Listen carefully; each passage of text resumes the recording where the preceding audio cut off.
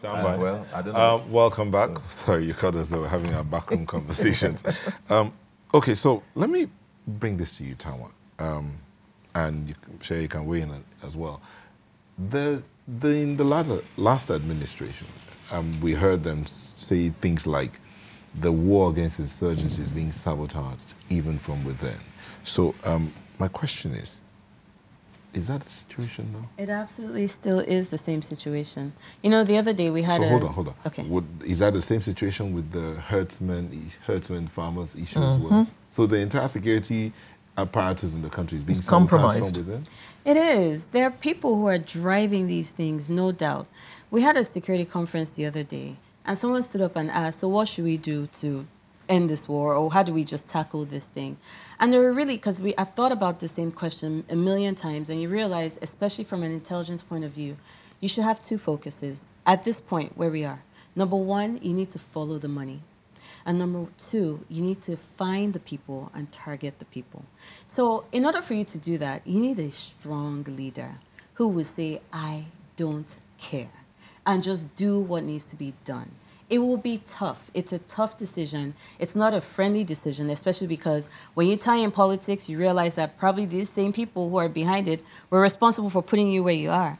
So that's why the whole thing just gets really dicey. But if you can just follow those two lines and just say, you know what, we're going to handle it from this part or from this perspective, we will definitely see the change that we need to see right now. So you're talking about political will.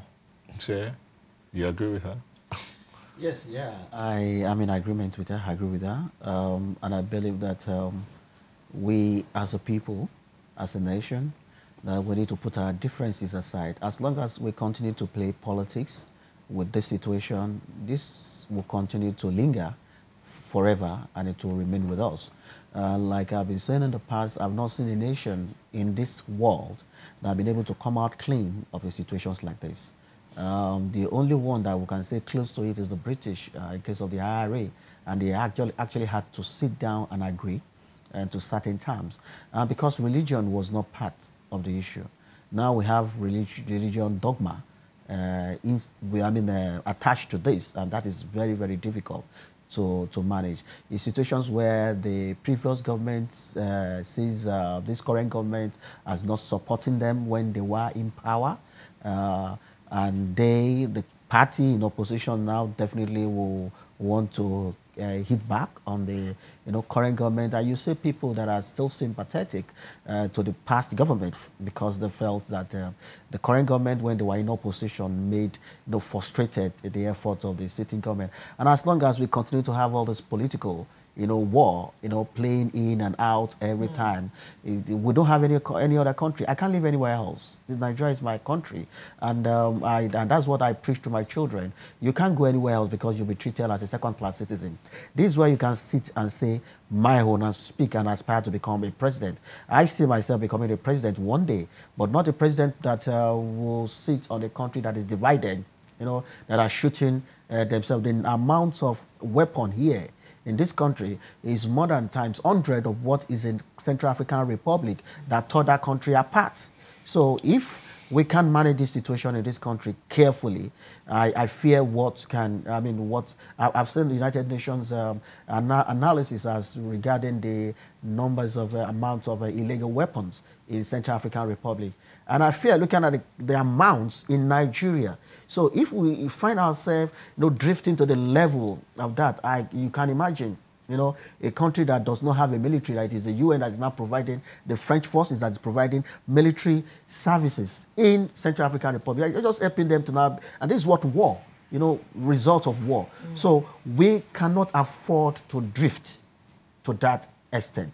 So every day I try to advise and encourage the Nigerian military to put in their best. Just a few days ago at Securus, we have the former chief of naval staff there, and I tried to tell him, I said, we have the best of brains in Nigeria. I said, to me, it is embarrassing to say Nigerian Air Force at this day and age is calling the president to launch a surveillance drone where we have, post-primary school students in the United States already weaponizing drone. We need to go beyond what the level, and we can do that. Why can't they just go to the Nigerian universities? We have first-class students there They go there, run different programs where they start picking our best right from the university, set up research, research centers, Nigerian Air Force, Nigerian Army, DSS, Nigerian Navy, pick the best of our brains in the university, right from when they are in 300 level, set up different IQ tests, predictive index tests for them, and pick the rest. While they are in the school, start sending them on training during their holidays. And by the time they are out of university, you put them in a research center. I'm very sure within 5 years, we'll start seeing different kinds of invention that can help us military-wise, technologically-wise. These are the same people that you see them performing so well, and at the various research centers abroad, because we are not actually doing the best. So this time for us to, sit down as a nation and say, what is it that we need to do now to move this country forward, irrespective of our political differences? So yeah, I hear you, and I hear you loud and clear. But how much money is being devoted to research in Nigeria? How much money it are we amounts spending to nothing. in launching? Hardly any research goes on in this open country. Roads. They want to declare a road open. They spend so much money to bring the market women, the different communities to come and mobilizing people there. And each of these people, they will give them 500,000, this group, mechanic 500,000. We're wasting so much money on frivolities. Yeah. I'm telling you the truth. They are not paying, workers, because they are spending money on politics. A governor wants to be seen as... Those are the people, according to them, that vote for them. Are they getting the dividend of democracy? It's payback time. You have to pay them back for electing I just saw you. that INEC is going to spend 250 billion for 2019 election. That is even more than some countries' annual budgets. Come on, we need to ask ourselves, must we hold elections every 4 years? That's a waste of money if you have to be spending so much money on election every 4 years. You see, we need to change from what is not working. We need this money as much as we can.